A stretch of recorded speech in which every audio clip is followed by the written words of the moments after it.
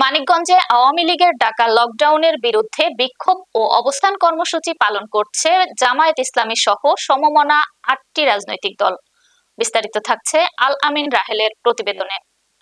আজ বৃহস্পতিবার সকাল ৯:৩০টার সময় মানিকগঞ্জ বাস স্ট্যান্ড এলাকায় এই অবস্থান কর্মসূচি অনুষ্ঠিত হয়।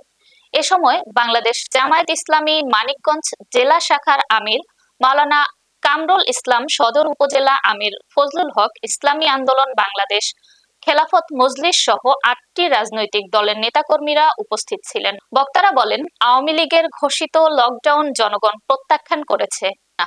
গণমানুষের দুর্ভোগ লাঘব ও স্বাভাবিক চলাচল নিশ্চিত করতে তারা শান্তিপূর্ণ অবস্থান কর্মসূচি পালন করছেন বলে জানান নেতারা। এদিকে বুধবার রাত প্রায় ৯টার সময় মানিকগঞ্জ বাসস্ট্যান্ড এলাকায় দুর্বৃত্তরা ককটেল বিস্ফোরণ ঘটায়। পরবর্তীতে আইন শৃঙ্খলা রক্ষাকারী বাহিনী সতর্ক অবস্থান নেয়। এছাড়াও বৈষম্য বিরোধী ছাত্র আন্দোলনের অন্যতম সমন্বয়ক রমজান মাহমুদ সহ আরো অনেকে বক্তব্য রাখেন। জীবনে কোনোদিন হবে না ইনশাআল্লাহ। যারাই অত্যাচার করেছে, যারাই জুলুম করেছে, যারাই ফ্যাসিস্ট হয়েছে, তারা চিরজীবনের জন্য ক্ষমতা থেকে চ্যুত হয়েছে। ঠিক না বারবার ইনশাআল্লাহ আগামী দিনে আওয়ামী লীগ দেশে আর আসতে পারবে না। এ সময় বক্তারা বলেন, আওয়ামী লীগের ঘোষিত লকডাউন জনগণ প্রত্যাখ্যান করেছেন। গণমানুষের দুর্ভোগ লাঘব ও স্বাভাবিক চলাচল নিশ্চিত করতে তারা শান্তিপূর্ণ অবস্থান কর্মসূচি পালন করছেন বলে জানান নেতারা। শেখ হাসিনা সরকারের শুরু থেকে নিয়ে ২০০৯ সালের যে হত্যাযজ্ঞ, সেটা আমরা ভুলি নাই। ২০১৩ সালের শাপলা চত্বরে রাতের অন্ধকারে শেখ হাসিনা সরকার দেশের তৌহিদি জনতার উপর যে নির্মম হত্যাযজ্ঞ চালিয়েছিল, সেই কথাও আমরা ভুলি নাই। ২০১৯ সালে, ২০২১ সালে, সর্বশেষ ২০২৪ সালে এদেশের ছাত্র জনতা এবং তৌহিদি জনতার উপর যে নির্মম হত্যাযজ্ঞ শেখ হাসিনা সরকার চালিয়েছিল, সেগুলোর কোনোটাই আমরা ভুলি নাই। তবে আমরা প্রতিশোধ নিতে চাই না, কিন্তু এর পাশাপাশি আমরা এটাও বলতে চাই, এই দীর্ঘ ১.৫ যুগ ২৪শে জুলাইয়ে তরুণ ছাত্র নেতা ছাত্ররা যে নিজেদের বুকের রক্ত রাজপথে ঢেলে দিয়ে এক মহা ফেরাউনকে দেশ থেকে বিতাড়িত করেছিল, তাদের রক্তের উপরে দাঁড়িয়ে মুক্ত বাতাসে মুসলমানেরা, ইসলামের কাণ্ডারীরা আজকে কথা বলতে পারছে। এটা দেখে বাতিলের অন্তরে মোটেও সহ্য হচ্ছে না।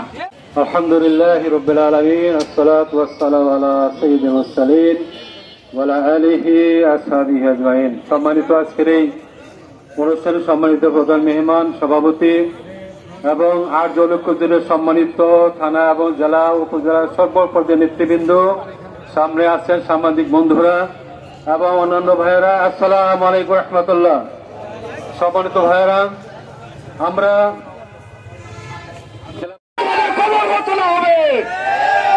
যে রক্ত দিয়ে বাংলার মানুষের জনগণের স্বাধীনতা এনেছি, সেই রক্ত দিয়ে বাংলাদেশের মানুষের অধিকার আমরা ফিরিয়ে আনবো ইনশাল্লাহ।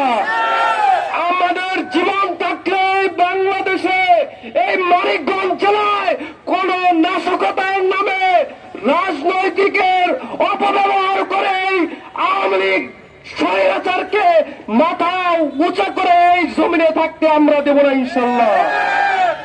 আমাদের কথা আপনারা ভুলে যেন না।